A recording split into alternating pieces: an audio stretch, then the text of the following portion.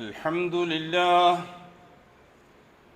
نحمده ونستعينه ونستغفره ونعوذ بالله من شرور أنفسنا ومن سيئات أعمالنا من يهده الله فلا مضل له ومن يضلل فلا هادي له وأشهد أن لا إله إلا الله وحده لا شريك له وأشهد أن محمدًا عبده ورسوله أرسله بالهدى ودين الحق ليظهره على الدين كله ولو كره المشركون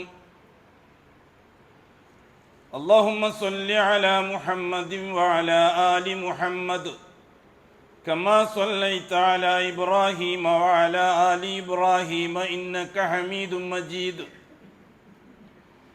اللهم بارك على محمد وعلى آل محمد كما باركت على إبراهيم وعلى آل إبراهيم في العالمين إنك حميد مجيد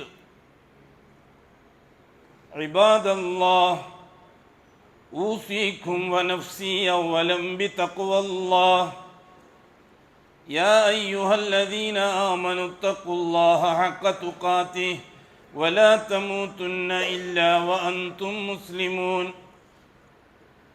يا أيها الذين آمنوا اتقوا الله وقولوا قولا سديدا يصلح لكم أعمالكم ويغفر لكم ذنوبكم ومن يطع الله ورسوله فقد فاز فوزا عظيما يا أيها الناس اتقوا ربكم الذي خلقكم من نفس واحدة وخلق منها زوجها وبث منهما رجالا كثيرا ونساء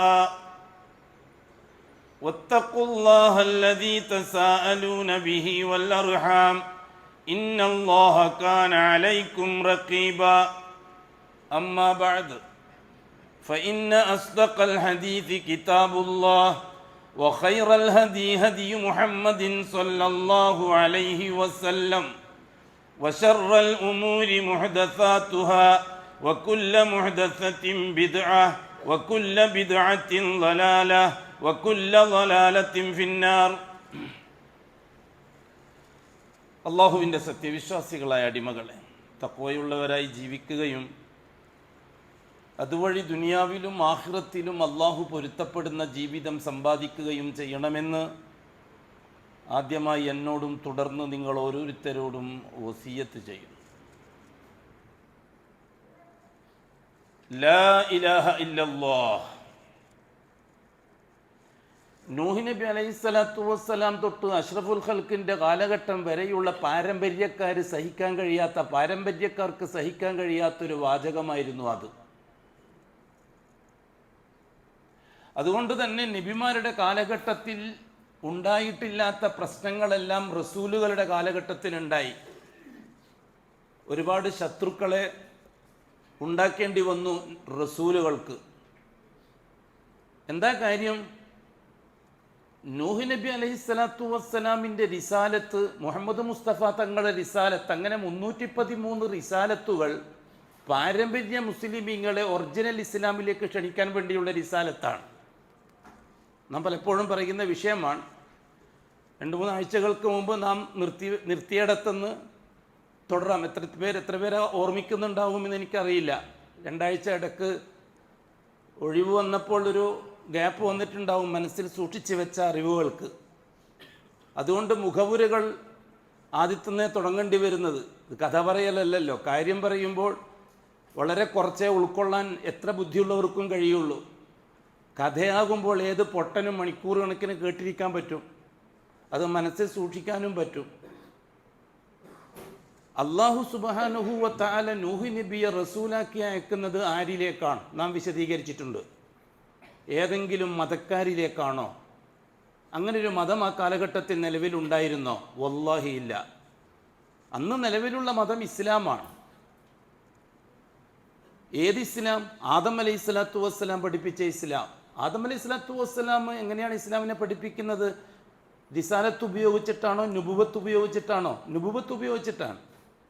ആകാശത്തിൽ നടന്ന സംഭവങ്ങൾ മക്കൾക്കും പേരക്കുട്ടികൾക്കും ആദം നബി പഠിപ്പിക്കുകയായിരുന്നു. അതുകൊണ്ടൊരു റിസാലത്തിൻ്റെ ആവശ്യമില്ല. ആകാശത്തിൽ നടന്ന സംഭവം, അർവാഹിൻ്റെ സമ്മേളനം മുതൽ ആദം അലൈഹി സ്വലാത്തു വസ്സലാം ആദം അലൈഹി സ്വലാത്തു വസ്സലാമിൻ്റെ നിർമ്മാണം മുതൽ, അർവാഹിൻ്റെ സമ്മേളനം മുതൽ, ആദം നബി അലൈഹി സ്വലാത്തു വസ്സലാമിൻ്റെ തഅലീം പഠനം മുതൽ, ആ പഠനത്തിൻ്റെ ഫസ്റ്റ് കോഴ്സ് പൂർത്തിയായപ്പോൾ ഉണ്ടായ ആദം നബി അലൈഹി സ്വലാത്തു വസ്സലാമിനെ ആദരിക്കൽ ചടങ്ങ്, നാടൻ ഭാഷയിൽ പറഞ്ഞ, ഈ നാടൻ ഭാഷയിൽ പറയുന്നത് എല്ലാവർക്കും മനസ്സിലാക്കിക്കൊള്ളണമെന്നില്ല, അതുമായിട്ട് ബന്ധപ്പെട്ട വിഷയം ആദരിക്കൽ ചടങ്ങ്. ആദം അലൈഹി സ്വലാത്തു വസ്സലാമിൻ്റെ ഇൽമിനെ എന്താ അള്ളാഹു ചെയ്തത്? മലക്കുകളുടെ സമ്മേളനം വിളിച്ചു കൂട്ടി. എന്നിട്ട് ആദമിനെയും കൂടി ആ സമ്മേളനത്തിൽ പങ്കെടുപ്പിച്ചു. എന്നിട്ട് അല്ലാഹു സുബ്ഹാനഹു വ തആല സുമ്മ അറളഹും അലൽ മലായിക, ആദമ് പഠിക്കാൻ ഉപയോഗിച്ച ഉപകരണങ്ങളും മെറ്റീരിയൽസും ആദമ് പഠിച്ച വിശദീകരണങ്ങളും ആ സമ്മേളനത്തിൽ അല്ലാഹ് പ്രദർശനത്തിന് വെച്ചു. അല്ലേ? അങ്ങനല്ലേ അതിൻ്റെ അർത്ഥം? സുമ്മ അറള എന്ന് പറഞ്ഞതിൻ്റെ അർത്ഥം എന്താണ്? അല്ലാഹു സുബ്ഹാനഹു വ തആല മലക്കുകൾക്ക് മുമ്പിൽ പ്രദർശിപ്പിച്ചു. എന്നിട്ട് അല്ലാഹു തആല മലക്കുകളോടായിട്ട് പറയുകയാണ്, അംബിഊനി ബി അസ്മാഇ ഹൗലാഇ ഇൻ കുൻതും സ്വാദിഖീൻ. ഞാനിവിടെ പ്രദർശിപ്പിച്ചിരിക്കുന്ന ഈ വസ്തുക്കളെയും മറ്റൊക്കെ നിങ്ങൾക്ക് വല്ല വിവരം ഉണ്ടെങ്കിൽ അതൊന്ന് വിശദീകരിച്ചതായി. എനിക്ക് ഒരു വിവരവും ഞങ്ങൾക്കില്ല എന്ന് മലക്കുകൾ ഏകപക്ഷീയമായി സമ്മതിച്ചു. സുബ്ഹാനക ലാ ഇൽമ ലനാ ഇല്ലാ മാ അല്ലംതനാ. അപ്പോഴാണ് അല്ലാഹു തആല ആദമിനെ വിളിച്ചിട്ട് പറയുന്നത്, യാ ആദം അംബിഉഹും ബി അസ്മാഇഹിം, നീ പഠിച്ച കാര്യങ്ങൾ ആദമെ ഈ മലക്കുകൾക്കൊന്ന് വിശദീകരിച്ചു കൊടുക്കുകയും. അപ്പം എന്താ ആദം അലൈഹി സ്വലാത്തു വസ്സലാം ചെയ്ത് എന്നെ കൊണ്ട് പറ്റൂലെന്നോ? ആദം അലൈഹി സ്വലാത്തു വസ്സലാം മണിമണിയായി വിശദീകരിച്ചു കൊടുത്തു. ഫലമ്മ അംബഅഹും, മണിമണിയായിട്ട് വിശദീകരിച്ചു കൊടുത്തു. ഈ സന്ദർഭത്തിൽ അല്ലാഹു തആല മലക്കുകളെ വിളിച്ചിട്ട് പറയുന്നുണ്ട്, ഇപ്പം മനസ്സിലായോ നിങ്ങൾക്ക് ഇവൻ ആരാണ് എന്ന്? മനസ്സിലായോ? അന്ന് ഞാൻ സൃഷ്ടിക്കാൻ തീരുമാനിച്ചപ്പോൾ നിങ്ങൾ എന്താ പറഞ്ഞ? കുഴപ്പക്കാരനാണ്, ഫസാദുകാരനാണ്, മുസീബത്തുകാരനാണെന്നല്ലേ പറഞ്ഞത്. ഇപ്പം ആളെ മനസ്സിലായല്ലോ? മനസ്സിലായി അല്ലാഹുവേ, നമ്മൾ ഉദ്ദേശിച്ച പോലുള്ള ആളല്ല ഇത്. അങ്ങനെ പറഞ്ഞിട്ടോ ഒഴിവാൻ പറ്റൂല. ആദമിനെ നിങ്ങൾ ആദരിക്കണം. എങ്ങനെ ആദരിക്കേണ്ടത്? ഉസ്ജുദൂലി ആദം, ആദമിന് നിങ്ങളൊരു സുജൂദ് ചെയ്യണം. ഫസജദൂ, എല്ലാവരും സുജൂദ് ചെയ്യും. ഇവിടെ വെച്ച് നടന്ന സംഭവങ്ങൾ, തുടർന്ന് നടന്ന സംഭവങ്ങളും നന്നായി അറിയുന്ന ആളാണ് ആദം അലൈഹി സ്വലാത്തു വസ്സലാം. അതുകൊണ്ട് തന്നെ ആദം നബിക്ക് റിസാലത്തിൻ്റെ ആവശ്യമില്ല അള്ളാഹുവിനെ പരിചയപ്പെടുത്തി കൊടുക്കാൻ. പിന്നെ ആദം നബിക്ക് റിസാലത്ത് വേണമെങ്കിൽ ഭാര്യയോ മക്കളോ ജാറത്തിലേക്ക് പോകണം. ജാറത്തിൻ്റെ പരിപാടിയില്ല. ആദം നബിൻ്റെ മക്കൾക്ക് ജാറും പരിചയമില്ല, ശീസ് നബിൻ്റെ മക്കൾക്ക് ജാറും പരിചയമില്ല, ഇദ്രീസ് നബിൻ്റെ മക്കൾക്ക് ജാറും പരിചയമില്ല. ഇദ്രീസ് നബിൻ്റെ ശിഷ്യന്മാരായ മഹാപണ്ഡിതന്മാരായ ശേഖന്മാരായ വദ്ദിന് ജാറും പരിചയമില്ല, സുവായിന് രാജ, ഇവർക്ക് ആർക്കും ഇതൊരു 10 തലമുറ, അഷ്റഫുൽ ഖൽഖ 10 തലമുറയെ പറ്റിയാണ് അഭിമാനത്തോടെ പറഞ്ഞത്. കുല്ലുഹും ഫി തൗഹീദ്. ആദം നബി തൊട്ട് ഇങ്ങോട്ട് 10 തലമുറ, പേരക്കുട്ടികൾ 10 തലമുറ അവർ പ്യൂർ തൗഹീദിലാണ്. അതുകൊണ്ട് ഒരു റസൂലിൻ്റെ ആവശ്യമുണ്ടായില്ല. അപ്പോൾ ആദം അലൈഹി സ്വലാത്തു വസ്സലാമിന് ലാ ഇലാഹ ഇല്ലല്ലാഹ് പ്രസംഗിക്കേണ്ടി വന്നിട്ടില്ല, ലാ റബ്ബ ഇല്ലല്ലാഹ് പ്രസംഗിക്കേണ്ടി വന്നിട്ടുള്ളൂ. എന്തുകൊണ്ടാണ്? ആകാശത്തിൽ നടന്ന സംഭവങ്ങൾ വിശദീകരിച്ചപ്പോൾ അംഗീകരിക്കാൻ ഭാര്യ തയ്യാറായി, മക്കൾ തയ്യാറായി, പേരക്കുട്ടികൾ തയ്യാറായി. അതിൽ നിന്ന് വ്യതിചലിക്കുന്നുണ്ടെങ്കിൽ മാത്രമേ അവിടെ ഇലാഹിനെ പറ്റി ചർച്ച വരുന്നുള്ളൂ. ഞാൻ നിങ്ങൾക്ക് പറഞ്ഞു തന്നിട്ടുണ്ട്, റബ്ബ് എന്ന് പറഞ്ഞാൽ അങ്ങ് ഇങ്ങോട്ട് കംപ്ലീറ്റ് എല്ലാ കാര്യങ്ങളും ചെയ്യുന്നവൻ. ഇലാഹ് എന്ന് പറഞ്ഞാൽ ഇങ്ങുന്ന് അങ്ങോട്ട് കൊടുക്കാൻ അർഹതപ്പെട്ടവൻ. ഇവിടെ ഇങ്ങനത്തെ അങ്ങോട്ട് കൊടുക്കുന്നതിനെ സംബന്ധിച്ച് ചർച്ച വരുന്നില്ല ആദം നബി അലൈഹി സ്വലാത്തു വസ്സലാമിൻ്റെയും മറ്റും കാലത്ത്. കാരണം അള്ളാഹു അല്ലാത്ത ഒരാളെ ഇങ്ങനെ അങ്ങോട്ട് കൊടുക്കാൻ അവർ തിരഞ്ഞെടുത്തിട്ടില്ല. അതുകൊണ്ടാണ് റസൂലുള്ളാഹി തങ്ങൾ അവർ 10 തലമുറ കുല്ലുഹും ഫി തൗഹീദ് എന്ന് പറഞ്ഞത്. അള്ളാഹുവിനല്ലാതെ വേറെ ഒന്നും അവർ കാലിന് മുള്ളു അറച്ചാൽ അള്ളാഹിനല്ലാതെ വേറൊരാളെ അവർക്ക് ഓർമ്മ വരില്ല. ഒരു നബിയെയോ അല്ലെങ്കിൽ ബാപ്പ ഉപ്പപ്പാനെയോ അല്ലെങ്കിൽ വല്യുപ്പാനെയോ അല്ലെങ്കിൽ അതുപോലെയുള്ള ആരും ഓർമ്മ വരില്ല, അള്ളാഹിനെയാണ് ഓർമ്മ വരിക. അങ്ങനെയാണ് ആദം നബി അള്ളാഹിനെ പറഞ്ഞ് പരിചയപ്പെടുത്തി കൊടുത്തിരിക്കുന്നത്. കാരണം ആദം നബിക്ക് യഖീനല്ലേ, ആകാശത്തിൽ നിന്ന് കണ്ട് പരിചയപ്പെട്ട് വന്ന സംഭവങ്ങളല്ലേ വിശദീകരിച്ചു കൊടുക്കേണ്ടുള്ളൂ. പിന്നെ കിതാബിൻ്റെ ആവശ്യമൊന്നുമില്ലല്ലോ. കണ്ണോണ്ട് ആകാശ ലോകത്ത് കണ്ണോണ്ട് കണ്ടത്, സ്വർഗത്തിൽ കണ്ണോണ്ട് കണ്ടത് നിഷേധിക്കാനാകുമോ ആയിരിക്കെങ്കിലും? ആകാശത്തിലും സ്വർഗത്തിലും കണ്ണോണ്ട് കണ്ട വിഷയങ്ങളാണ് ആദം നബിക്ക് പറയേണ്ടി വന്നത്. അതുകൊണ്ട് തന്നെ ആ സമൂഹത്തിന് ലാ ഇലാഹ ഇല്ലല്ലാഹ് ചർച്ച ചെയ്യേണ്ടി വന്നിട്ടില്ല.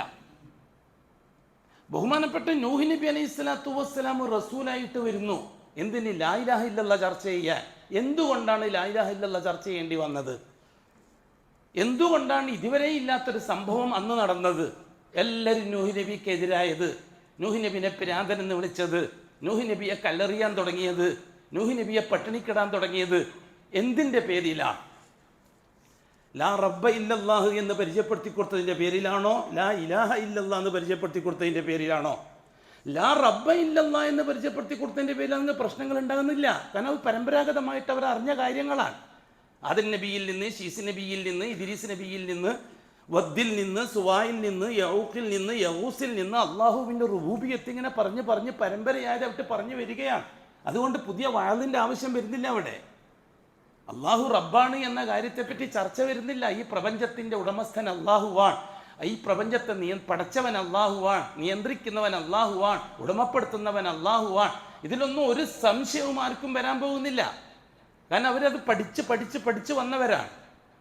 ഇതെല്ലാം മനസ്സിലാക്കിയൊരു സമൂഹത്തിലേക്ക് റസൂൽ എന്ന നിലക്ക് നുബുവത്തോടൊപ്പം റിസാലത്തുമായിട്ട് നൂഹ് നബി അലൈഹി സ്വലാത്തു വസ്സലാം വരാൻ കാരണം എന്താ? അള്ളാഹു റബ്ബാണ് എന്ന് അംഗീകരിക്കുന്നതിനോടൊപ്പം ആ അള്ളാഹുവിനെ സ്വാധീനിക്കാൻ ഇടയാളുകൾ ഉണ്ടാവണം എന്ന ചിന്താഗതിയിലേക്ക് നൂഹ് നബിൻ്റെ ഖൗമ് നീങ്ങി. ഇതല്ലാതെ വേറെ എന്തെങ്കിലും ഒരു സംവിധാനം, മതം എന്ന പേരിൽ ആ കാലഘട്ടത്തിൽ നിങ്ങളെന്താ അതൊന്നും ചർച്ച ചെയ്യാത്തത്? നിങ്ങൾക്ക് പൊള്ളുന്ന കാര്യം മാത്രം നിങ്ങൾ ചർച്ച ചെയ്യാതെ വെക്കുകയും നിങ്ങൾക്ക് 10 വോട്ട് കിട്ടുന്ന കാര്യം മാത്രം ചർച്ച ചെയ്തിട്ട് ബാക്കി 90% ഒളിപ്പിച്ചു വെക്കുകയും ചെയ്യുന്നത് എന്തിനാണ്? ഞാൻ പറഞ്ഞത് മുഴുവനും പറ സമൂഹത്തോട്. നാം അന്ന് മുതൽ ഇന്ന് വരെ പറഞ്ഞ വിഷയങ്ങൾ മുഴുവനും, ഇതേ മിമ്പറിൽ വെച്ച് പറഞ്ഞ വിഷയങ്ങളും പറ സമൂഹത്തോട്. ബഹുമാനപ്പെട്ട നൂഹ് നബി അലൈഹി സ്വലാത്തു വസ്സലാം റസൂലായിട്ട് വരുമ്പോൾ ഇവിടുത്തെ ഹിന്ദുക്കളെ പോലെയുള്ള മതക്കാരുണ്ടായിരുന്നോ? ക്രിസ്ത്യാനികളെ പോലത്തെയുള്ള ആൾക്കാരുണ്ടായിരുന്നോ? ജൂതന്മാരെ പോലെയോ ജൂതന്മാരെ പോലെയോ മജൂസികളെ പോലെയോ അതുപോലെയുള്ള മതക്കാരുണ്ടായിരുന്നോ? അത്തരം മതക്കാരോടായിരുന്നോ നൂഹ് നബി സംസാരിച്ചുകൊണ്ടിരുന്നത്? അതേപോലെ തന്നെ ഇത്തരം മതക്കാരുടെ പേരിലുള്ള എന്തെങ്കിലും ഒരു ആരാധനാ കേന്ദ്രങ്ങൾ, അല്ല അമ്പലമോ ചർച്ചോ അല്ലെങ്കിൽ അതുപോലെ സിനഗോഗുകളോ അല്ലെങ്കിൽ വേറെ എന്തെങ്കിലും തരത്തിലുള്ള കോവിലുകളോ അങ്ങനെ എന്തെങ്കിലും ആരുടെയെങ്കിലും പേരിൽ അന്ന് ലോകത്ത് നിലവിലുണ്ടായിരുന്നോ? ഇനി അതിരിക്കട്ടെ, മഹാന്മാരായ പണ്ഡിതന്മാരുടെ പേരിൽ നടന്ന ഖബറുകൾ, ജാറങ്ങൾ ഈ 10 തലമുറയിലുണ്ടായിരുന്നോ? ഒന്നുമില്ലല്ലോ. നൂഹ് നബി അലൈഹി സ്വലാത്തു വസ്സലാം വന്നിട്ട് ആരോടാണ് സംസാരിക്കുന്നത്? അത് നിങ്ങൾ തിരിച്ചറിഞ്ഞേ പറ്റൂ. അത് ഈ സമൂഹം പഠിച്ചു. കാരണം ആദ്യം അവ്വലു റസൂലില്ല, നൂഹ് നബി അവ്വലു റസൂലില്ല, മുഹമ്മദ് മുസ്തഫ തങ്ങൾ ആഖിറു റസൂലില്ല. അപ്പൊ അത് അവല് പൂഴ്ത്തി വെച്ചിട്ട് ഈ ആഖിറ പറഞ്ഞിട്ട് ഈ സമൂഹത്തെ എന്തിനാണ് ചതിക്കുന്നതും വഞ്ചിക്കുന്നതും? നാം അത് വസ്തുനിഷ്ഠമായി ഇനിയും അറിഞ്ഞേ പറ്റൂ. ഹസ്രത്ത് നൂഹ് നബി അലൈഹി സ്വലാത്തു വസ്സലാം റസൂലായിട്ട് നിയോഗിക്കപ്പെടുന്നത് പ്യൂറിൽ പ്യൂർ പാരമ്പര്യ മുസ്ലിമീങ്ങളിലാണ്. കൃത്യമായി 5 നേരം നിസ്കരിക്കുന്ന, കൃത്യമായി നോമ്പ് നോക്കുന്ന, കൃത്യമായി സക്കാത്ത് കൊടുക്കുന്ന, കൃത്യമായി വിക്റും തസ്ബീഹുകളും നടത്തുന്ന, കൃത്യമായി പള്ളിയിൽ കാളിമാരായിട്ട് ജോലി ചെയ്യുന്ന, പള്ളിയിലെ ഇമാമീങ്ങളായിട്ട് ജോലി ചെയ്യുന്ന, പള്ളിയിലെ മുഅദ്ദിനുകളായിട്ട് ജോലി ചെയ്യുന്ന കാദിമാരും ഖതീബുമാരും മുദരിസുമാരുമായ ഉലമാക്കൾ നിർലോഭം അന്ന് ഇറാഖിലുണ്ട്. ഈ സമൂഹം എല്ലാം ആ കാലഘട്ടത്തിലുണ്ട്. ഈ സമൂഹത്തിലേക്ക് നൂഹ് നബി അലൈഹി സ്വലാത്തു വസ്സലാം ലാ ഇലാഹ ഇല്ലല്ലാഹ് ദഅവത്ത് ചെയ്തത് എന്തിൻ്റെ പേരിലാണ്? അവർ മതം മാറിയതിൻ്റെ പേരിലാണോ? എന്നിട്ട് പുതിയ മതത്തിലേക്ക് ക്ഷണിച്ചതാണോ? അല്ലെങ്കിൽ വേറെ ഏതെങ്കിലും മതം ഏതെങ്കിലും ആൾക്കാർ ഉണ്ടാക്കിയിട്ട് ആ മതത്തെ സ്ഥാപിക്കാൻ വേണ്ടി മെനക്കെട്ടതാണോ? ഇവിടുത്തെ ദ്രാവിഡ മതം പോലെ, ആര്യമതം പോലെ, ജൂതമതം പോലെ, മജൂസി മതം പോലെ, ഷീഈ മതം പോലെ ഏതെങ്കിലും മൗലാനമാരോ ഷെയ്ഖുനമാരോ ഉണ്ടാക്കിയ മതങ്ങൾ എന്തെങ്കിലും നിലവിലുണ്ടോ? അതും ഇല്ല. ഇവിടെയാണ് നൂഹ് നബി അലൈഹി സ്വലാത്തു വസ്സലാമിനെ അല്ലാഹു തആല പറഞ്ഞത് ഇന്നാ അർസൽനാ നൂഹൻ ഇലാ ഖൗമിഹി. ഞാൻ ആവർത്തിക്കട്ടെ, അത് ഇന്നാ അർസൽനാ നൂഹൻ, സൂറത്തു നൂഹ്, നൂഹിനെ റസൂലാക്കി നാമാണ് നിയോഗിച്ചത്. ആദ്യത്തെ റസൂലായിട്ട് അള്ളാൻ്റെ റസൂൽ എന്ന പ്രയോഗം നടന്ന ആദ്യത്തെ സംഭവമാണത്. ഞാനാണ് നൂഹിനെ റസൂലാക്കി നിയോഗിച്ചത്. ആരിലേക്ക്? ഇലാ ഖൗമിഹി, നൂഹിൻ്റെ ഖൗമിലേക്ക്, പുറത്തുള്ള ആളിലേക്കല്ല. വേറെ എവിടെന്നെങ്കിലും വന്ന് താമസിച്ചാലിലേക്കല്ല, നൂഹിൻ്റെ കൗമിലേക്ക്. ഇലാ കൗമിഹി, ആ ഹി എന്ന ലമീറിൻ്റെ മർജി എവിടത്തേക്കാണ്? നൂഹിലേക്കാണ്. നൂഹിൻ്റെ കൗമിലേക്ക്. എന്തിനായിരുന്നു നൂഹിനെ നാം നിയോഗിച്ചത്? എന്ത് പറഞ്ഞിട്ടാണ്? അൻ അൻദിർ ഖൗമക്, ഓ നൂഹ്, നീ നിന്റെ ജനങ്ങൾക്ക് മുന്നറിയിപ്പ് കൊടുക്കണം. മിൻ ഖബിലി അൻ യഅതിയഹും അദാബുൻ അലീം, കെട്ടുകെട്ടുത്ത ശിക്ഷ വന്നിട്ട് അവരെ പിടികൂടുന്നതിന് മുമ്പ് മുന്നറിയിപ്പ് കൊടുക്കണം.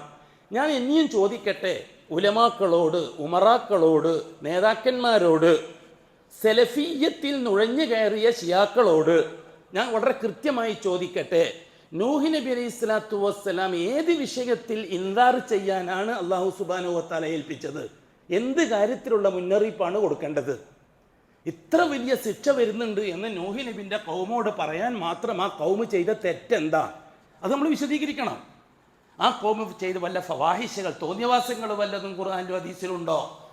നൂഹ് നബി ചെയ്ത വൻ പാപങ്ങൾ എന്തെങ്കിലും? കൊള്ള, കൊള്ളിവെപ്പ്, കൊല, വ്യഭിചാരം, കള്ളുകുടി, ചൂതുകളി, ചീട്ടുകളി, പലിശ എന്നിത്യാദി ഫവാഹിഷകൾ, എന്നിത്യാദി മുങ്കറാത്തുകൾ, വൻ പാപങ്ങൾ, അത് ദുർലോഭം വർദ്ധിച്ചിട്ടുണ്ട്. അതുകൊണ്ട് അവർക്ക് മുന്നറിയിപ്പ് കൊടുക്കണം. അമലിയായ രീതിയിൽ അങ്ങനെ ഒരു മുന്നറിയിപ്പ് കൊടുക്കണമെന്നാണോ നൂഹ് നബിക്ക് അല്ലാഹു തആല കൊടുത്ത നിർദ്ദേശം? അല്ല. കാരണം ചരിത്രത്തിൽ ഖുർആനിലോ ഹദീസിലോ നൂഹ് നബിൻ്റെ കാലഘട്ടത്തിൽ ജീവിച്ച സമൂഹത്തിൻ്റെ ജീർണതകളെ പറ്റി നമുക്കൊന്നും പറഞ്ഞു തന്നിട്ടില്ല. എങ്കിൽ പിന്നെ ഇത്ര ഗൗരവത്തിൽ ആദ്യത്തെ റസൂലിനോട് തന്നെ എൻ്റെ കടുത്ത ശിക്ഷ വരുന്നുണ്ട് എന്ന് മുന്നറിയിപ്പ് കൊടുക്കാൻ ഞാൻ നൂഹിനെ നിയോഗിച്ചു എന്നല്ല പറഞ്ഞത്. എന്ത് മുന്നറിയിപ്പാണ്?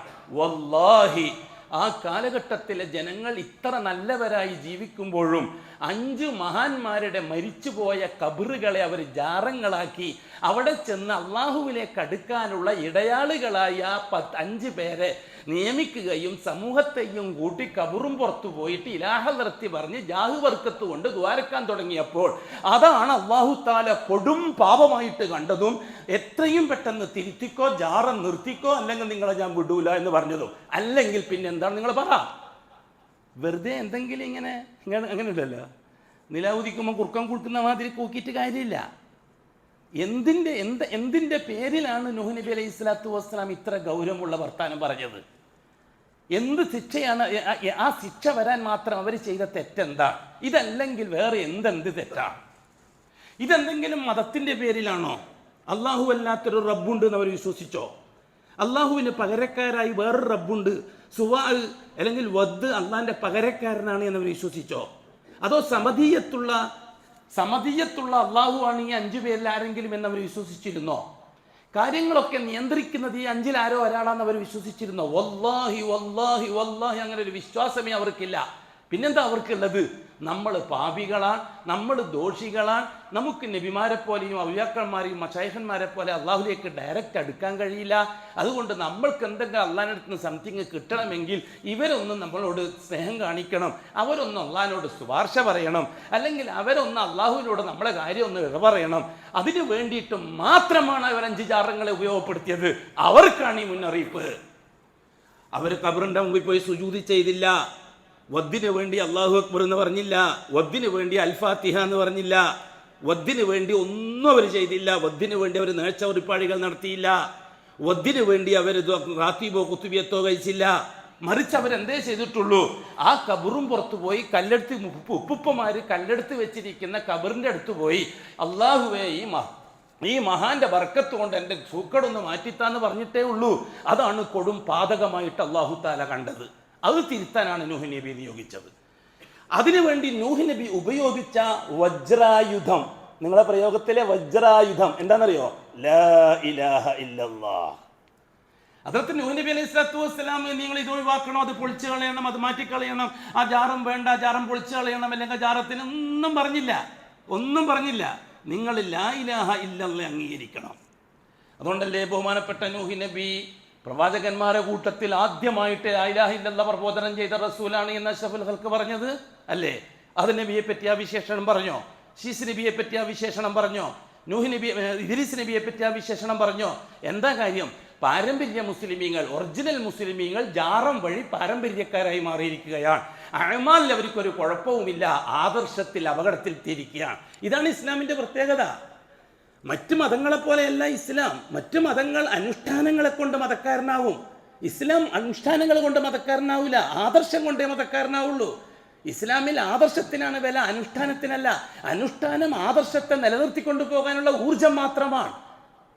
ഉടനെ ഇസ്ലാം കാര്യം 5-ൽ ഒന്നാമത്തത് ഷഹാദ. അതാണ് അടിസ്ഥാനം, അതാണ് ആദർശം. ലാ ഇലാഹ ഇല്ലല്ലാഹ് മുഹമ്മദുർ റസൂലുള്ളാഹ്.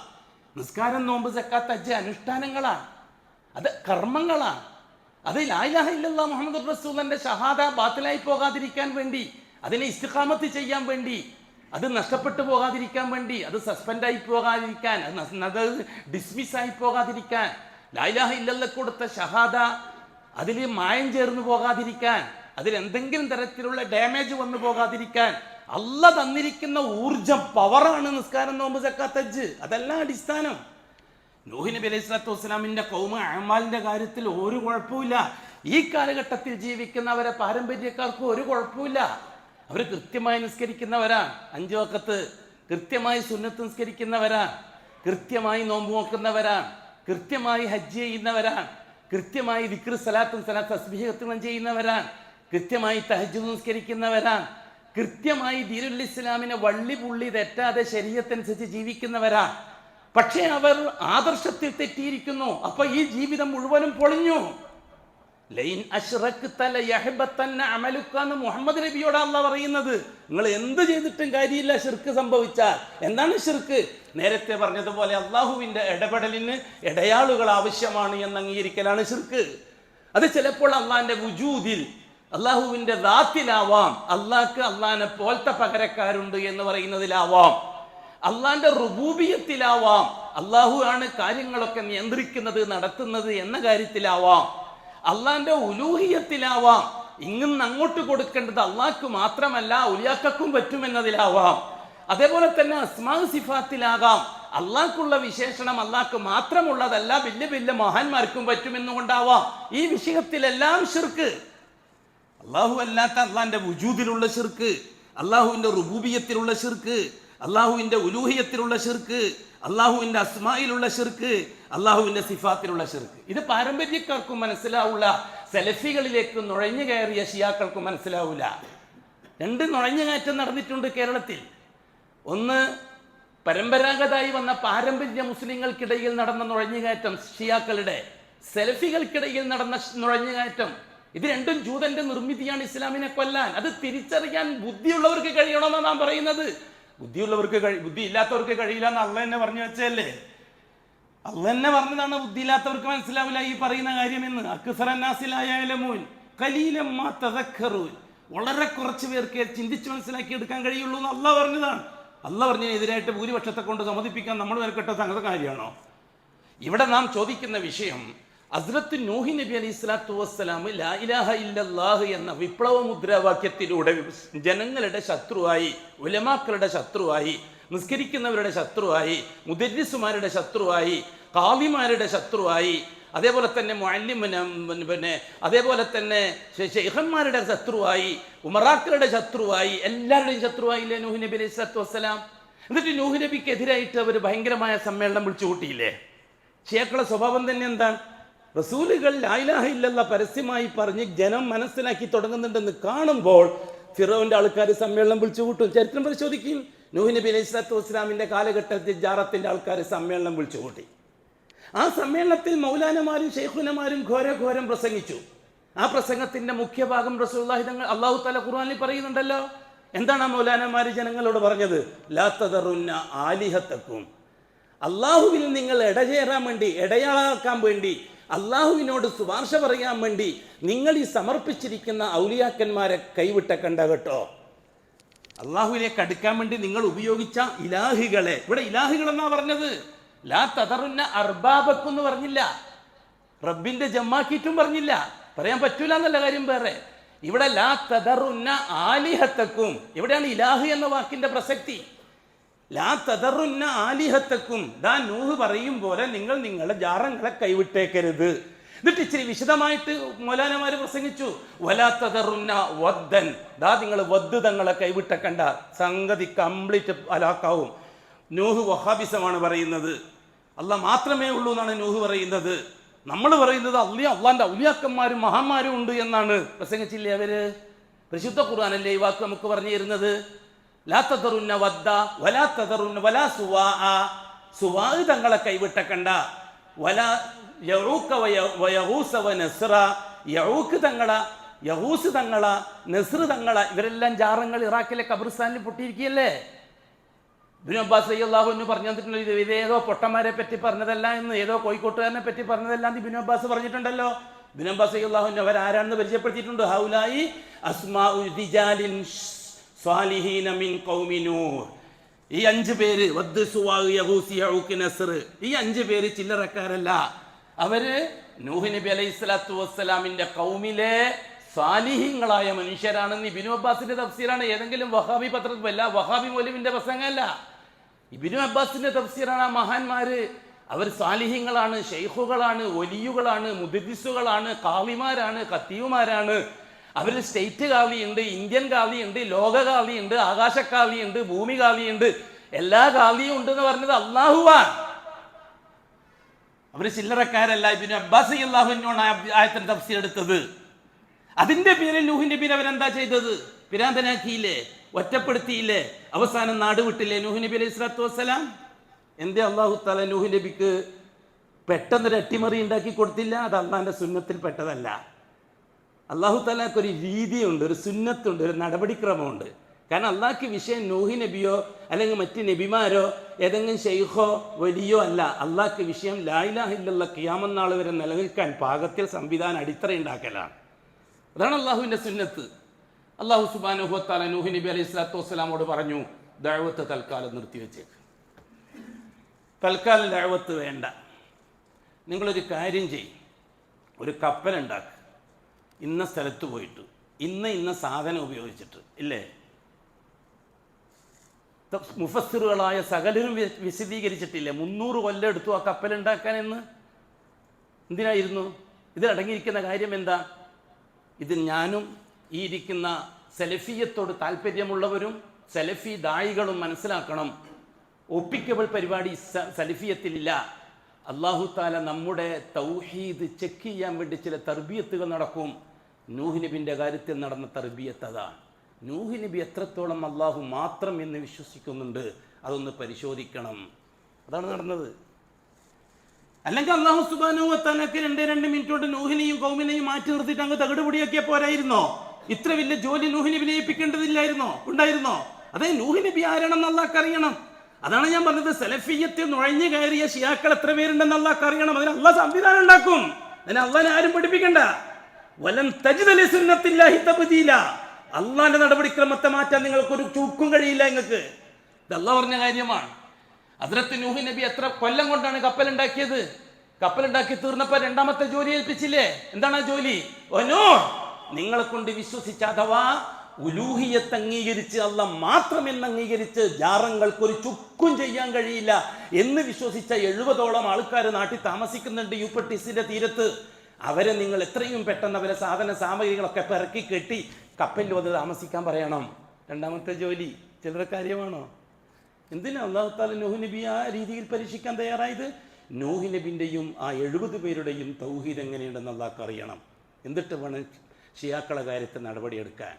അപ്പോൾ ആദ്യം അത് ഇന്ത്യ എന്ന് പറഞ്ഞിട്ട് ഇന്ത്യയിലെ പൊതു അവസ്ഥ എന്താണ്? ഇന്ത്യൻ്റെ പൊതു അവസ്ഥ, ഇത്ര സുന്ദരമായ രാജ്യം ലോകത്ത് വേറെ ഏത് കാണും?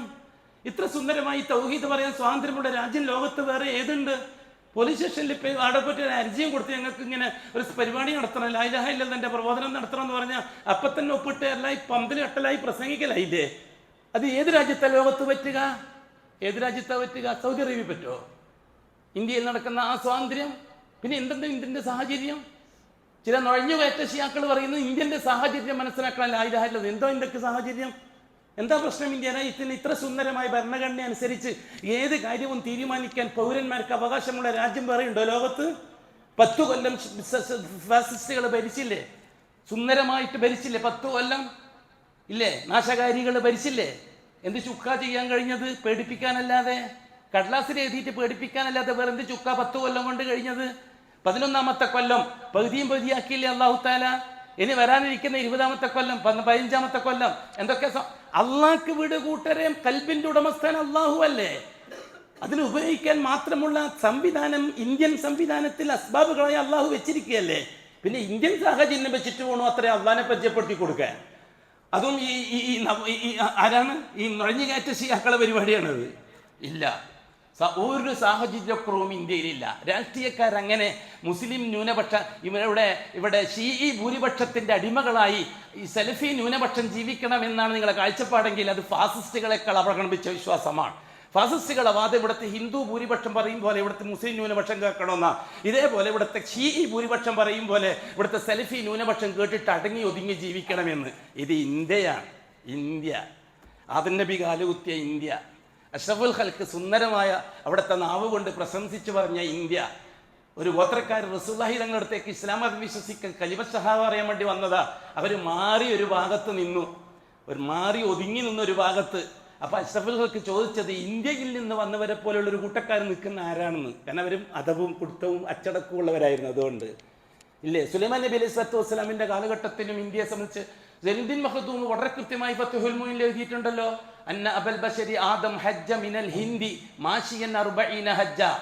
ആദം അലൈഹി സ്വലാത്തു വസ്സലാം കാൽനടയായി ഇന്ത്യയിൽ നിന്ന് 40 തവണ ഹജ്ജ് ചെയ്തിട്ടുണ്ടെന്ന് ഷെയ്ഖ് സൈനുദ്ദീൻ മഖ്ദൂം പൊന്നാനിൽ ഫത്ഹുൽ മുഈൻ എന്ന കിതാബ് ഷാഫി ഫിഖിൽ എഴുതിയതല്ലേ. ഏതാണ് ആ ഇന്ത്യ? ആ ഇന്ത്യയെ വെട്ടിനുറിച്ച് കുറുകാക്കിയത് ആരായിരുന്നു? ആരാണ് ഇന്ത്യൻ സാഹചര്യത്തെ കൊളാക്കിയത്? ആരാണ് കൊളാക്കിയത്? ഇഖ്വാനിയൻ തീവ്രതയിൽ നിന്ന് മൗദൂദി ഉണ്ടാക്കിയ ജമാഅത്ത് ഇസ്ലാമി ദീനിലാഹിയും പിന്നെ ഹുക്കൂമത്ത് ഇലാഹിയും കൊണ്ടുവന്നിട്ട് ഈ ഇന്ത്യൻ രാഷ്ട്രീയത്തെ കൊളമാക്കുകയല്ലേ ചെയ്തത്? ആ കുളത്തിൽ നിന്നല്ലേ ഈ അസ്വസ്ഥത രൂപപ്പെട്ടു വരുന്നത്? നിഷേധിക്കാൻ ആരെ കൊണ്ടെങ്കിലും പറ്റുമോ? അതേപോലെ തന്നെ മാക്സിയൻ ചിന്താഗതിയെ വേറൊരു രീതിയിൽ വ്യാഖ്യാനിച്ചവരല്ലേ ഇന്ത്യൻ രാജ്യത്തിലെ സൗഹൃദത്തിന് കോട്ടമുണ്ടാക്കിയത്? സെൽഫികളാണോ? സെൽഫികൾക്ക് സമാധാന അന്തരീക്ഷം ഉണ്ടെങ്കിലല്ലേ അള്ളാന്റെ വഹദാനിയത്തെ ദഅവത്ത് ചെയ്യാൻ പറ്റുള്ളൂ. അതുകൊണ്ട് സെൽഫികൾക്ക് ഭീകരവാദികളാകാൻ പറ്റുമോ? ഷിയാക്കൾക്ക് ഭീകരവാദികളായെങ്കിൽ മാത്രമേ അവരുടെ ആദർശം നിലനിർത്താൻ പറ്റുള്ളൂ. കാരണം പലതിനെയും കണ്ട് പേടിപ്പിച്ചിട്ട് ജാറത്തിലേക്ക് വന്നിട്ട് അൽഫാത്തിയ വിളിക്കണമെങ്കിൽ ഈ ജനം വിഡ്ഢികളാവണം. ഈ ജനം പലതിനെയും പേടിക്കണം. രാഷ്ട്രീയക്കാരെ പേടിക്കണം, ഫാസിസത്തെ പേടിക്കണം, സയനിസത്തെ പേടിക്കണം. എന്നിട്ട് വേണം മൗലാനമാരടുത്ത് വന്നിട്ടോ മുസാദേ ഒന്ന് തങ്ങളോട് പറയാന്ന് പറയാൻ. സെലഫികൾക്ക് അപ്പേടിയില്ല. സെലഫികൾ അള്ളാഹുവിന്റെ തീരുമാനം വരുന്നത് വരെ കാത്തിരിക്കുക എന്നുള്ളതാണ്. അതാണ് സെലഫിയത്ത്. ഇവിടെയാണ് ഉലൂഹിയത്തിന്റെ വിഷയത്തിൽ ഇവർ പൊള്ളുന്നത് എന്നാണ് നാം പറഞ്ഞു വരുന്നത്. ഹദ്റത്ത് നൂഹ് നബി അലൈഹി സ്വലാത്തു വസ്സലാമിനെ കൊണ്ട് 3ാമത്തെ ജോലി ഏൽപ്പിച്ചില്ലേ അള്ളാഹ്? എന്താണ് ആ ജോലി? അള്ളാഹ്ക്ക് അറിയില്ലേ മൃഗങ്ങളെ രക്ഷപ്പെടുത്താൻ? വയനാട്ടിൽ വെച്ച് അള്ളാഹു മൃഗങ്ങളെ രക്ഷപ്പെടുത്തിയില്ലേ? ആനകളെ രക്ഷപ്പെടുത്തിയ റബ്ബ്, ഈച്ചകളെ രക്ഷപ്പെടുത്തിയ റബ്ബ്, കുറുക്കന്മാരെ രക്ഷപ്പെടുത്തിയ റബ്ബ്. വയനാട്ടിൽ നിന്ന് കുത്തിയൊലിച്ച് വന്ന വെള്ളത്തിൽ ഏതെങ്കിലും ഒരു ആനയുടെ ശവം കണ്ടെത്താൻ ആർക്കും കഴിഞ്ഞോ? ഒരു കുറുക്കന്റെ ശവം കണ്ടെത്താൻ? മാളത്തിൽ നിന്ന് കുറുക്കനും പട്ടിയും ഒക്കെ ഹൂഹൂന്നും പറഞ്ഞിട്ട് മുതലാളിയും പറഞ്ഞിട്ട് വരുന്ന കണ്ടിട്ടില്ലേ? മൃഗങ്ങളെ സംരക്ഷിക്കാൻ അള്ളാഹു കഴിവുള്ളവനല്ലേ? ഈച്ചകളെ സംരക്ഷിക്കാൻ അള്ളാഹു കഴിവുള്ളവനല്ലേ? പൂച്ചകളെ സംരക്ഷിക്കാൻ അള്ളാഹു കഴിവുള്ളവനല്ലേ? അതൊന്നും വയനാട്ടിൽ അള്ളാഹു തെളിയിക്കുകയും ചെയ്തില്ലേ? ഇവിടെയാണോ അള്ളാഹു സുബ്ഹാനഹു തആലക്ക് നൂഹ് നബിന്റെ കാലഘട്ടത്തിൽ മൃഗങ്ങളെ സംരക്ഷിക്കാൻ കഴിയാത്തത്? എന്താണ് അള്ളാഹു തആല നൂഹ് നബിയോട് പറഞ്ഞത്? ഓ നൂഹ്, മൃഗങ്ങളിൽ നിന്ന് ഈ 2 ഇണകളെ നിങ്ങൾ കപ്പലിൽ പ്രവേശിപ്പിക്കണം. മിൻ കുല്ലിൻ സൗജൈനി ഇസ്നൈൻ എന്നല്ലേ പറഞ്ഞത്? എന്താ ഭയങ്കരമായ വെള്ളപ്പൊക്കത്തിൽ അള്ളാഹു തആല മൃഗങ്ങളെയൊക്കെ രക്ഷപ്പെടുത്താൻ പറ്റുമായിരുന്നില്ലേ? എന്തിനാണ് അള്ളാഹു തആല ചെയ്തത്? നൂഹ് അള്ള പറയും പോലെ കേൾക്കുന്നുണ്ടോ എന്ന് അള്ളാഹ്ക്ക് അറിയണം.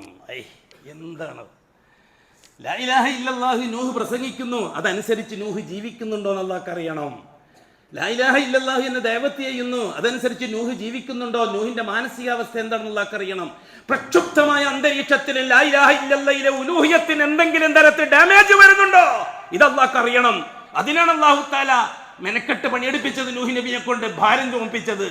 ആ 3ാമത്തെ ജോലി നൂഹ് നബി ചെയ്തില്ലേ? ഇതൊന്നും നോവലിസ്റ്റ് ചെയ്തല്ലോ, ഏതെങ്കിലും സംഘടനന്റെ പ്രസിഡന്റ് പ്രമേയം പാസാക്കിയതോ അല്ലല്ലോ. ഇതെല്ലാം അള്ളാഹു പരിശുദ്ധ ഖുർആനിൽ വിശദീകരിച്ചു തന്നതല്ലേ.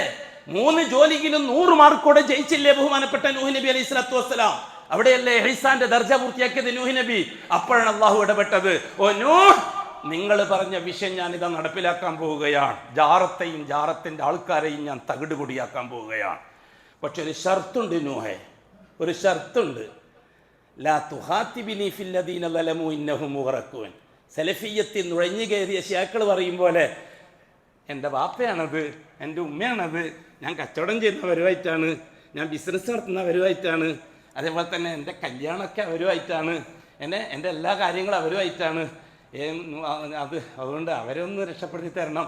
ഈറ്റാക്കുട്ടി ന്യായവും പറഞ്ഞിട്ട് എൻ്റെ അടുത്തേക്ക് വരാൻ പാടില്ലെന്ന് പറഞ്ഞ അല്ലാഹു തആല. എന്താണ് ഈ ഫലാ തുഖാതിബിനി ഫില്ലദീന ളലമു ഇന്നഹും മുഗറഖൂൻ എന്നുള്ള വായത്തിൻ്റെ അർത്ഥം?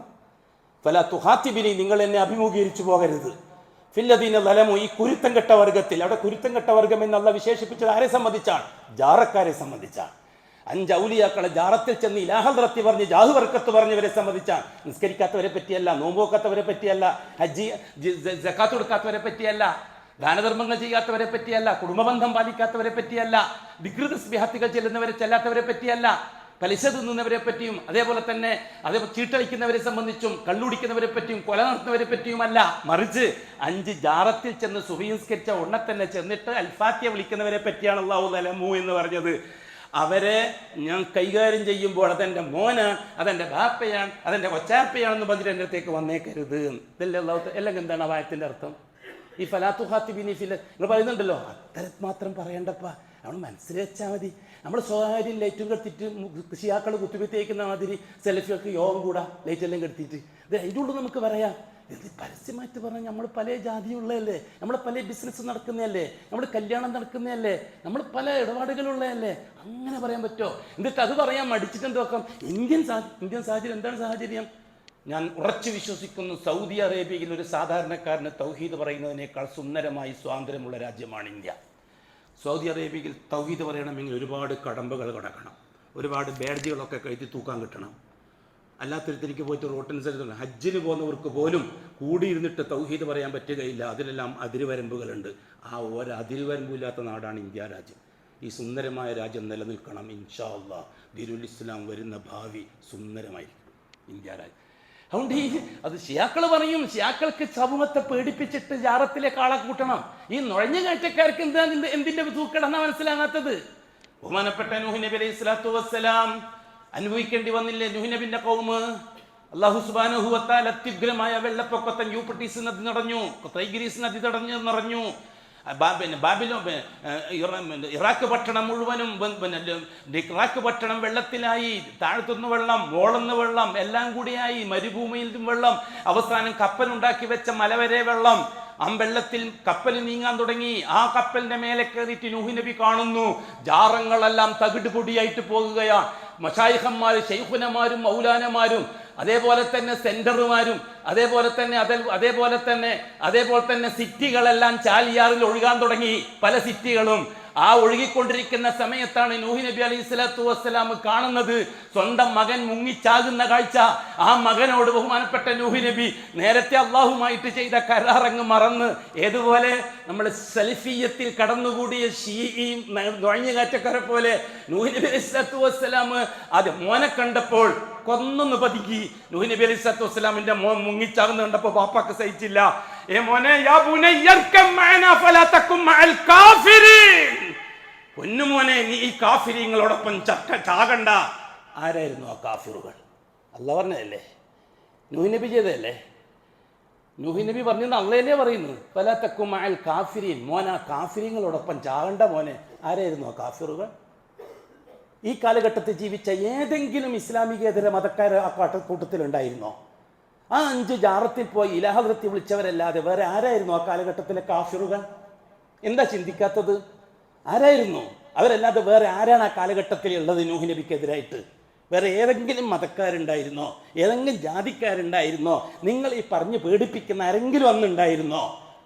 ബഹുമാനപ്പെട്ട നൂഹ് നബി സ്വന്തം മോനോടത് പറഞ്ഞപ്പോൾ കുരുത്തം കെട്ട മോൻ, അതെ ഷെയ്ഖുന നരകത്തിലാണെങ്കിൽ ഞമ്മോ നരകത്തിൽ പോകാൻ തയ്യാറാണെന്ന് പറയുന്ന അബൂലഹബിയൻ ആ പാരമ്പര്യക്കാര്, ആ പാരമ്പര്യക്കാരിൽപ്പെട്ട ആ മോനെന്ന് നൂഹ് നബിയോട് പറഞ്ഞത്, ബാപ്പാ സആവി അലാ ജബലിൻ യഅ്സിമുനി മിനൽ മാ, നിങ്ങൾ ഈ ഭീഷണിപ്പെടുത്തുന്ന വെള്ളം ഉണ്ടല്ലോ, ആ വെള്ളത്തിൽ മുങ്ങിച്ചാകൂല ഞാൻ, അടുത്ത മലയിലേക്ക് കയറും ഞാൻ, എന്നിട്ട് രക്ഷപ്പെടും. എന്നാലും നിങ്ങളെ തൗഹീദിന്റെ കപ്പലിലേക്ക് ഞാനില്ല. ഖുർആനല്ലേ? നൂഹ് നബിന്റെ മോൻ പറഞ്ഞ വാക്കല്ലേ ഇത്? നിഷേധിക്കാൻ പറ്റുമോ? എന്താ നിങ്ങൾ സമൂഹത്തോട് പറയാത്തത്? റിസാലത്തിന്റെ തുടക്കം പറ, എന്നിട്ട് മതി അതിന്റെ ഒടുക്കം, എന്നിട്ട് മതി വർത്തമാന കാലഘട്ടത്തിന്റെ തുടർച്ച. ബഹുമാനപ്പെട്ട നൂഹ് നബി അലൈഹി സ്വലാത്തു വസ്സലാം മറുപടി പറഞ്ഞു, മോനെ ലാ ആസിമൽ യൗമ മിൻ അംരി, അത് തന്നെയാണ് ഇവിടുത്തെ ജാറക്കാരോട് ഞങ്ങൾക്കും പറയാനുള്ളത്. ഒരു രക്ഷയില്ല. നിങ്ങൾ ആരെ മുദബ്ബിറാക്കിയിട്ടും കാര്യമില്ല, നിങ്ങൾ ആരെ ശൈഖാക്കിയിട്ടും കാര്യമില്ല. നിങ്ങൾ ആരെ തവസ്സുൽ ഇസ്തിഗാസ ചെയ്തിട്ടും കാര്യമില്ല. നിങ്ങളെ എത്ര ആയിരം കുത്തുബിയത്ത്, യാ ഗൗസ് യാ മുഹീദ്ദീൻ ഇന്നത്തെ കുത്തുബിയത്ത്, യാ ഇമാം യാ അലി അന്നത്തെ കുത്തുബിയത്ത്, യാ ഇമാം യാ ഹുസൈൻ പിന്നത്തെ കുത്തുബിയത്ത്, യാ ഇമാം യാ ഹസൻ പിന്നത്തെ കുത്തുബിയത്ത്, അങ്ങനെ കുത്തുബിയത്തിന്റെ ജൂതപ്പട, ആ പടയിലെ അവസാനത്തെ കുത്തുബിയത്ത് യാ ഗൗസ് യാ മുഹീദ്ദീൻ. അള്ളാന്റെ തൗഫീഖോട് ലോകാവസാനം വരെ കേരളത്തിൽ വേറെ കുത്തുബിയത്ത് വരില്ല, വേറെ കുത്തിവെത്ത് വരില്ല. അത് വരാതിരിക്കാനാണ് റബ്ബുണ്ട്, ഒരാൾ പടച്ചോനായിട്ട് ഒരാളുണ്ട് എന്ന് പറഞ്ഞത്. അല്ലാഹു തആലക്ക് ഭൂലോകത്തെ അറിയിക്കാനാണ് ഇപ്പോഴത്തെ പ്രശ്നങ്ങൾ മുഴുവനും. അൽഹംദുലില്ലാ സുമ്മ അൽഹംദുലില്ലാ. അതിന് എൻ്റെ നാവിനെയാണ് അള്ളാഹ് ഉപയോഗിച്ചതെങ്കിൽ എനിക്ക് നാളെ ആഖിറത്തിലേക്ക് അത് മാത്രം മതി എൻ്റെ റബ്ബിൻ്റെ മുമ്പിൽ എനിക്ക് കരഞ്ഞു പറയാൻ. ഞാൻ പലപ്പോഴും പറയാറുണ്ടല്ലോ, ഞാൻ എൻ്റെ കൽബുമായിട്ട് അള്ളാഹുവിനെ കണ്ടുമുട്ടും, നിങ്ങൾ നിങ്ങളുടെ നാവും നിങ്ങളുടെ തൂലികയുമായിട്ട് കണ്ടുമുട്ടി, അവിടെ വെച്ച് നമുക്ക് ബാക്കി പറയാമെന്ന്. ഇവിടെയാണ് വിഷയം മനസ്സിലാക്കേണ്ട ഗൗരവം. ബഹുമാനപ്പെട്ട നൂഹ് നബി അലൈഹി സ്വലാത്തു വസ്സലാമിനോട് അല്ലാഹു തആല വാക്കല്ല പിന്നെ പറഞ്ഞത്, മറിച്ച് ഫഹാല ബൈനഹുമൽ മൗജ്. നിന്നോട് ഞാൻ അങ്ങനെ പറഞ്ഞിട്ടില്ലേ, നിന്നോട് ഞാൻ ഇങ്ങനെ പറഞ്ഞിട്ടില്ലേ എന്നൊന്നല്ല പിന്നെ അള്ളാഹ് അറിയുന്നത്. പിന്നെ നൂഹിന്റെയും മോന്റെയും ഇടയിൽ അല്ലാഹു തആല ഭയങ്കരമായ ഒരു തിരമാല കൊണ്ട് മാറിയിട്ടു. നൂഹ് അപ്പുറം, നൂഹിന്റെ മോൻ ഇപ്പുറം. വക്കാന മിനൽ മുഗ്റഖീൻ. എന്താ അർത്ഥം? വക്കാന, ആ മകൻ ആയി, മിനൽ മുഗ്റഖീൻ, മുങ്ങിച്ചാകുന്ന കൂട്ടത്തിൽ ചത്തവനായി. ഖുർആൻ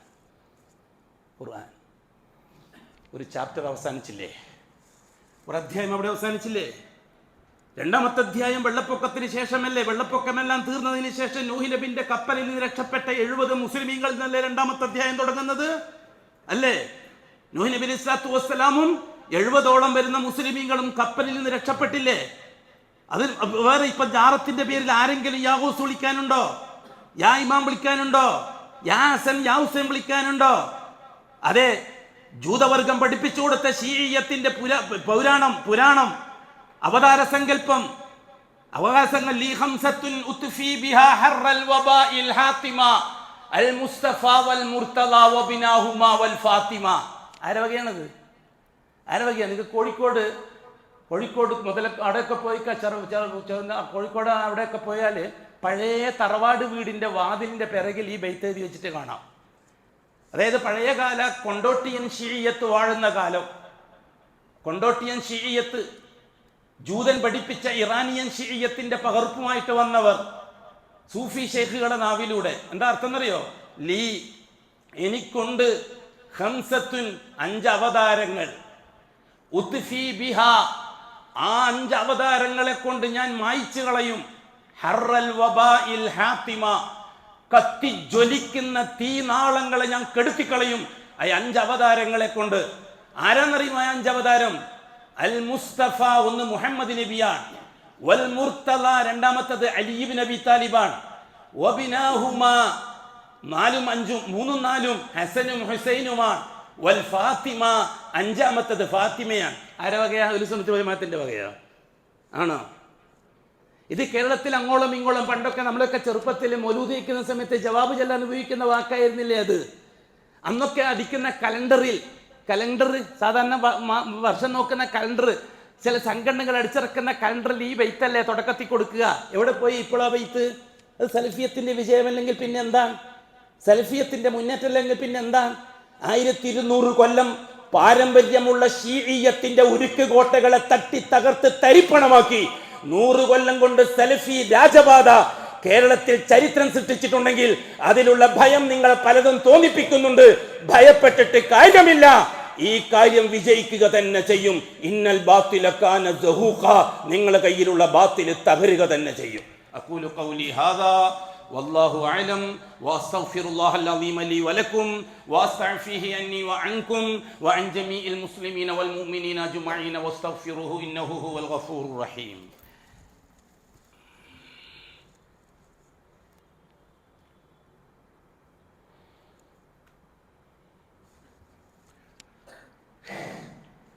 الحمد لله رب العالمين والصلاة والسلام على أشرف المخلوقين محمد وآله وصحبه أجمعين. عباد الله اتقوا الله حق تقاته ولا تموتن إلا وأنتم مسلمون. സഹോദരങ്ങളെ, സഹോദരിമാരെ, തുടർന്നങ്ങോട്ട് വെള്ളപ്പൊക്കത്തിന് ശേഷം വീണ്ടും മനുഷ്യൻ ജീവിക്കുകയാണ് ഭൂമിയിൽ. വീണ്ടും അല്ലാഹു സുബ്ഹാനഹു വ തആല ലാ ഇലാഹ ഇല്ലല്ലാഹു എന്ന വിപ്ലവവാക്യവുമായിട്ട് പ്രവാചകന്മാരെ നിയോഗിക്കുകയാണ്. കപ്പലിനിറങ്ങിയ 70 പേര് ലോകത്തിന്റെ നാനാഭാഗത്തേക്ക് താമസമാക്കി. നൂഹ് നബിന്റെ 3 ആമക്കളെ കൂട്ടത്തിൽ ഒരാൾ മിഡിൽ ഈസ്റ്റിലേക്ക് പോയി, വേറൊരാൾ ആഫ്രിക്കൻ രാജ്യങ്ങളിലേക്ക് പോയി, ഒരാൾ ഏഷ്യ രാജ്യത്തിലേക്ക് വന്നു. അവരെ പാരമ്പര്യത്തിൽ മക്കളുണ്ടായി, മക്കളും മക്കളും ഉണ്ടായി. അങ്ങനെയാണ് ഭൂലോകത്ത് വെള്ളപ്പൊക്കത്തിന് ശേഷം വൻകരകളിൽ മനുഷ്യൻ ജീവിക്കാൻ തുടങ്ങുന്നത്. അതിനു മുമ്പ് വൻകരകളിൽ മനുഷ്യരില്ല. അന്ന് ഇറാഖിൽ മാത്രമാണ് മനുഷ്യർ, ലോകത്തെവിടെയും മനുഷ്യരില്ല. അന്ന് വെള്ളപ്പൊക്കത്തിന് ശേഷമാണ് ലോകത്തിന്റെ വ്യത്യസ്ത മേഖലകളിലേക്ക് ഈ മനുഷ്യതാമസം തുടങ്ങുന്നത്. വീണ്ടും പഴയകാല പാരമ്പര്യത്തിലേക്ക് തിരിച്ചുപോയി സമൂഹം. മൗലാനമാരുടെയും ശൈഖുനമാരുടെയും നേതൃത്വത്തിൽ മരിച്ചുപോയ മഹാന്മാർക്ക് ഖബറുണ്ടാക്കി ശൈത്താന്റെ സപ്പോർട്ടോടുകൂടി വീണ്ടും ജാറ സംസ്കാരം തുടങ്ങി. അല്ലാഹു സുബ്ഹാനഹു വ തആല ഹൂദ് നബി അലൈഹി സ്വലാത്തു വസ്സലാമിനെ അയച്ചു. അല്ലേ? ഹൂദ് നബി അലൈഹി സ്വലാത്തു വസ്സലാമിന്റെ കാലത്ത് അന്ന് ദീനുൽ ഇസ്ലാം നിലവിൽ വന്നു. ലാ ഇലാഹ ഇല്ലല്ലാഹ് അനുസരിച്ച് ജീവിക്കുന്ന മുവഹിദുകൾ നിലവിൽ വന്നു. ഹൂദ് നബിന്റെ മരണത്തിന് ശേഷം വീണ്ടും മൗലാനമാര് ശൈഖുനമാര് ജാറങ്ങൾ ഉണ്ടാക്കി. വീണ്ടും ഇലാ ഹദ്റത്തിന്റെ ആൾക്കാർ വന്നു. ബഹുമാനപ്പെട്ട സാലിഹ് നബി അലൈഹി സ്വലാത്തു വസ്സലാമിനെ സമൂദിലേക്ക് അയച്ചു. ഇതേ കാര്യം പറയാൻ, ലാ ഇലാഹ ഇല്ലല്ലാഹ് പറയാൻ, ലാ റബ്ബ ഇല്ലല്ലാഹ് പറയാനല്ല. റബ്ബ് ആരാണെന്ന് അവർക്കറിയാം. ആകാശത്തിന്റെ റബ്ബ് അല്ലാഹുവാൻ, ഭൂമിയുടെ റബ്ബ് അല്ലാഹുവാൻ, അർശിന്റെ റബ്ബ് അല്ലാഹുവാൻ, സകലതിന്റെയും റബ്ബ് അല്ലാഹുവാണെന്ന് അവർക്കറിയാം. പിന്നെന്താണ് അവർക്കറിയാതെ പോയത്? അവരെ മൗലാനമാര് തെറ്റിദ്ധരിപ്പിച്ചത്, ആ അല്ലാഹനെ കിട്ടാൻ ഔലിയാക്കന്മാര് വേണം. ഇതാണ് അവർക്ക് തിരിയാതെ പോയത്. അതുകൊണ്ടാണ് ലാ റബ്ബ ഇല്ലല്ലാഹ് എന്ന് പഠിപ്പിക്കുന്നതിന് പകരം ലാ ഇലാഹ ഇല്ലല്ലാഹ് ആയിട്ട് വീണ്ടും വന്നത്. ബഹുമാനപ്പെട്ട സാലിഹ് നബി അലൈഹി സ്വലാത്തു വസ്സലാം വന്നു. ചരിത്രം പിന്നെയും തുടർന്നു. സാലിഹ് നബി അലൈഹി സ്വലാത്തു വസ്സലാമിന്റെ മരണത്തിന് ശേഷം പശ്ചിമേഷ്യയിൽ വീണ്ടും ജാറ സംസ്കാരവും ഇലാ ഹദ്റത്തും ജാഹ് ബർക്കത്തും വന്നു. അല്ലാഹു സുബ്ഹാനഹു വ തആല ലൂത്ത് നബിയെ നിയോഗിച്ചു. ലൂത്ത് നബി അലൈഹി സ്വലാത്തു വസ്സലാം വന്നത് ലാ റബ്ബ ഇല്ലല്ലാഹ് പറയാനല്ല, ലാ ഇലാഹ പഠിപ്പിക്കാനാണ്. എന്ന് വെച്ചാൽ അങ്ങ് ഇങ്ങോട്ട് കിട്ടുന്നത് അല്ലാഹു ആണ് എന്ന് പറയാനല്ല. അതെല്ലാവർക്കും അറിയാം.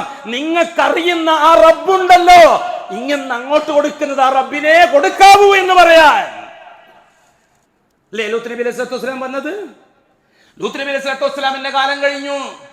ബഹുമാനപ്പെട്ട ലൂത്ത് നബി അലൈഹി സ്വലാത്തു വസ്സലാമിന്റെ കാലത്ത് മറ്റൊരിടത്തേക്ക് വൻ സംനാഹവുമായിട്ട് ഇബ്രാഹിം നബിയെ നിയോഗിച്ചു. ഇബ്രാഹിം അലൈഹി സ്വലാത്തു വസ്സലാം വരുമ്പോഴേക്കും ഇറാഖ് കുട്ടിച്ചോറായി. ജാറങ്ങളെ കൊണ്ട് നിറഞ്ഞു, ഉപജാറങ്ങളെ കൊണ്ട് നിറഞ്ഞു.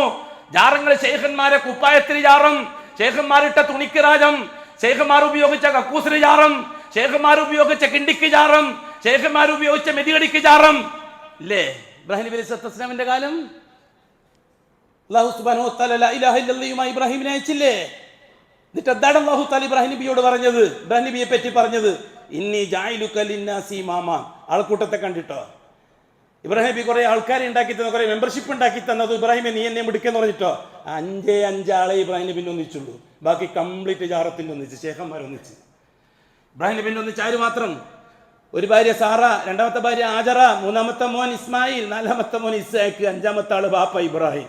ഈ 5 അല്ലാതെ 6ാമത്തെ ആളെ നിങ്ങൾക്ക് ആ ചരിത്രത്തെ കാണിച്ചു തരാൻ പറ്റുമോ മുസ്ലിമായിട്ട്? അതേ അവസരത്തിൽ ശേഖന്മാർക്ക് ലക്ഷക്കണക്കിന് ആൾക്കാരല്ലേ, നമ്രൂദിന്റെ ആൾക്കാർ ഇല്ലേ? അവരുടെ അല്ലേ ലാ ഇലാഹ ഇല്ലല്ലാഹ് പറഞ്ഞത് ബഹുമാനപ്പെട്ട ഇബ്രാഹിം നബി അനുഭവിച്ചത്?